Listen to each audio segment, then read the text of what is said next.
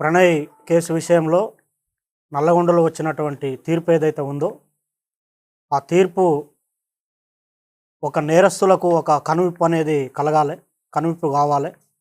ఎందుకంటే మా బాబు ప్రణయ్ హత్య జరిగినప్పుడు ఇదే చివరి హత్య జరగాలని చెప్పి జస్టిస్ ఫర్ ప్రణయ్ అని చెప్పి చాలా మేము పోరాటం చేశాము.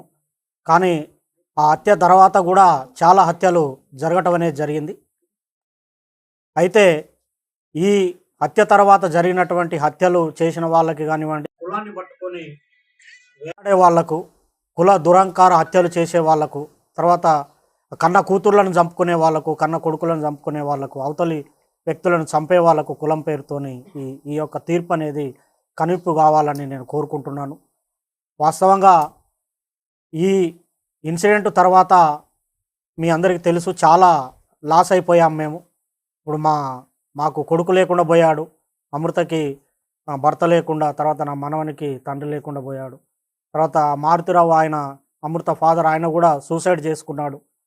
తర్వాత ఇందులో ఉన్నటువంటి 7 మందికి సుభాష్ శర్మకి ఉరిశిక్ష, తర్వాత మిగతా 7గురికి 6 మందికి జీవిత ఖైదు విధించడం అనేది జరిగింది.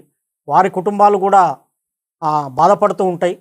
కాబట్టి ఎవరైతే ఈ సుపారీలు తీసుకొని హత్యలు చేసే వాళ్ళకి ఇది ఒక కనువిప్పు కావాలి. ఏదన్నా ఉంటే మాట్లాడుకోవటం కానివ్వండి, సమస్య పరిష్కారానికి సామరస్యంగా చేసుకోవాలి తప్ప మేనేజ్ చేయొచ్చులే, వాళ్ళకి అంతో ఇంతో డబ్బులు ఇవ్వచ్చులే, మేనేజ్ చేయొచ్చులే అని చెప్పి చంపడం అనేది కరెక్ట్ కాదు. ఈ కేసు విషయంలో మమ్మల్ని కూడా అనేక రకమైనటువంటి ప్రలోభాలు పెట్టినప్పటికి కూడా మేము ఎక్కడ లొంగకుండా న్యాయం జరగాలి, ఈ హత్యతోని మిగతా కుల హత్యలు ఆగిపోవాలని చెప్పి మేము పోరాటం అనేది చేయటం జరిగింది. 6.5 సంవత్సరాలు మేము ఎదురు చూసాం న్యాయం కోసం, మేము సాక్ష్యం చెప్పి. ఇందులో ముఖ్యమైనటువంటి పాత్ర పోషించినటువంటి అప్పటి డిఎస్పి శ్రీనివాస్ గారికి ప్రత్యేకమైన కృతజ్ఞతలు ఈ సందర్భంగా తెలియజేస్తూ ఉన్నాను. ఎందుకంటే సారు ఐఓగా చాలా గొప్పగా ఆ కేసును పకడ్బందీగా, చాలామంది మమ్మల్ని అన్నారు ఎందుకు కేసు లేట్ అవుతుంది, ఛార్జ్షీట్ లేట్ అవుతుంది, ఏదో జరుగుతుందని. కానీ సార్ మీద మేము నమ్మకం పెట్టుకొని ఉండటం వల్ల లేట్ అయినప్పటికి కూడా ఒక పకడ్బందీ 200 పేజీల ఛార్జ్షీటు, దాదాపు 100 మంది సాక్షులను పెట్టి ఛార్జ్షీట్ వేసి గట్టిగా కేసును పకడ్బందీగా చేశారు. తర్వాత దానికి సహకరించినటువంటి ఎస్పీ రంగనాథ్ గారికి కూడా ఈ సందర్భంగా ప్రత్యేకమైన కృతజ్ఞతలు తెలియజేస్తూ ఉన్నాను. సార్ ఆధ్వర్యంలో మంచి టీము సుభాష్ శర్మను ఆ రోజు వెళ్ళి పట్టుకోవటము, తర్వాత నిందితులందరినీ పట్టుకోవటం విషయంలో కూడా సారు అనేకమైనటువంటి టెక్నిక్స్ ఉపయోగించి, టెక్నికల్ ఎవిడెన్స్ ఉపయోగించి తర్వాత ఈ సాక్ష్యాలను కూడా ప్రొడ్యూస్ చేయడం అనేది జరిగింది. అందులో ఇంకొకటి ముఖ్యమైన విషయం ఏంటంటే ఈ కేసుకు వాదించినటువంటి అడ్వకేటు దర్శనం నరసింహ గారు చాలా గొప్ప వ్యక్తి ఆయన. ఎందుకంటే ఆయనకు కూడా ఎలాంటి ప్రలోభాలకు లొంగకుండా ఒక న్యాయం అనేది జరగాలి, ఈ సొసైటీలో న్యాయం ఉండాలని చెప్పి ఆయన కూడా గట్టిగా ఎలాంటి ప్రలోభాలకు లోను కాకుండా ఆయన కూడా చివరి వరకు కూడా న్యాయం కోసం పోరాటం అనేది చేయటం జరిగింది. చివరికి ఈరోజు వచ్చినటువంటి తీర్పుతోని న్యాయం అనేది జరిగింది.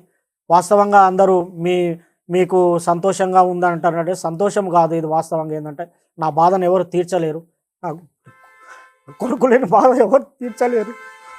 మేము ప్రతినిత్యం బాధపడుతూనే ఉన్నాం. ఎవరన్నా బయట బాబులు కనపడినప్పుడల్లా, మా బాని క్లాస్మేట్స్ కనిపించినప్పుడల్లా బాధ ఉంటుంది.